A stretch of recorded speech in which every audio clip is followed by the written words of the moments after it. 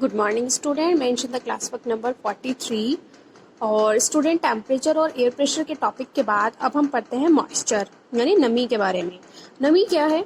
अ liquid such as water, एक ऐसा liquid in the form of very small drops, कुछ बहुत छोटी छोटी ड्रॉप्स जो हमें दिखती भी नहीं है, नमी के रूप में आती है, मॉइस्चर कहलाती है।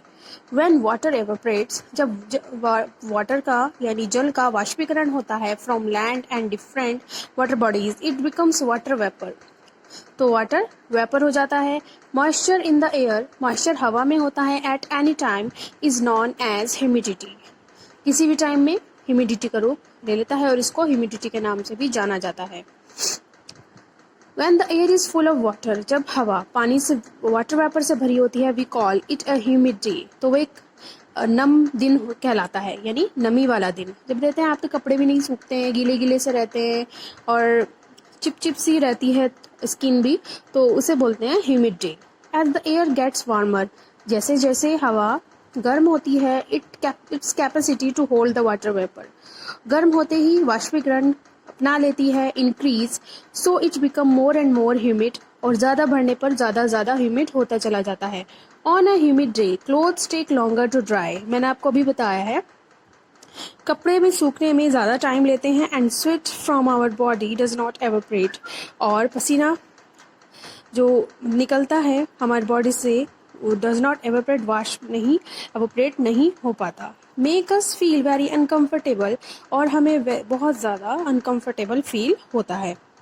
When the water vapour rises, जब वाटर वेपर राइज बढ़ता है, इट स्टार्ट कूलिंग, और ठंडा भी हो जाता है। Water vapour condenses causing formation और droplets of water, water vapour उसके बाद जो कंडेंसेशन के बाद फॉर्मेशन कर लेता है droplets of water. Clouds are just masses of such droplets, और बादल के रूप में बन जाता है, कुछ ऐसी ड्रॉपलेट्स से बने होते हैं क्लाउड्स यानी बादल।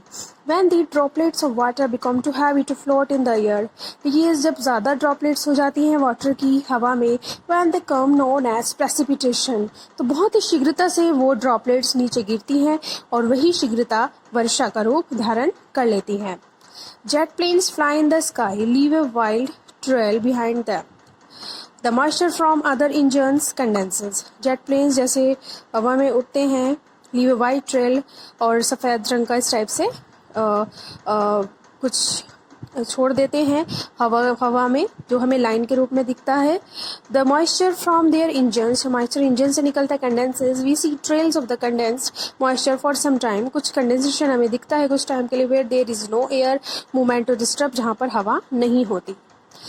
प्रेसिपिटेशन, वर्षा, that comes down to the earth, जो पृथ्वी पर गिरती है लिक्विड फॉर्म में, वो रेन कहलाती है। Most of the ground water comes from rain water, कुछ ग्राउंड वाटर कम रेन वाटर से आता है। प्लांट हैव प्रिजर्व वाटर, पौधे पानी को सुरक्षित करने में मदद करते हैं।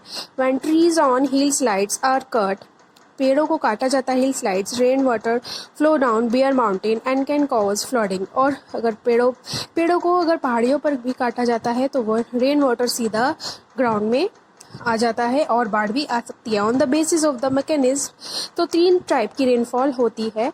नंबर 1 है कन्वेक्शनल यानी संवहन वर्षा, एक होती है ओरोग्राफिक यानी प्रवर्तीय पर्वत पर होने वाली, एंड एक होती है साइक्लोनिक यानी चक्रवाती यानी कुछ तूफानी वर्षा। तो फिगर में दिया हुआ है cyclonic rain, orographic rain, convectional rain, types of rain. Student, draw these diagrams also on your classwork copy. Rainfall is very important for the survival of plants. Rainfall वर्षा बहुत ज़्यादा महत्वपूर्ण है पौधों के लिए एंड एनिमल्स के लिए। It bring fresh water to the earth's surface, ये अर्थ पर फ्रेश वाटर लेकर आती है। If the rainfall is less, यदि वर्षा कम हो जाएगी, वाटर स्कैसिटी, पानी में कमी आ जाएगी, ड्रॉट अगर सूखा पड़ जाएगा।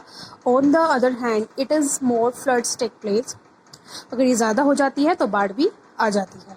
Thank you so much student, I hope you understand my words and the chapter.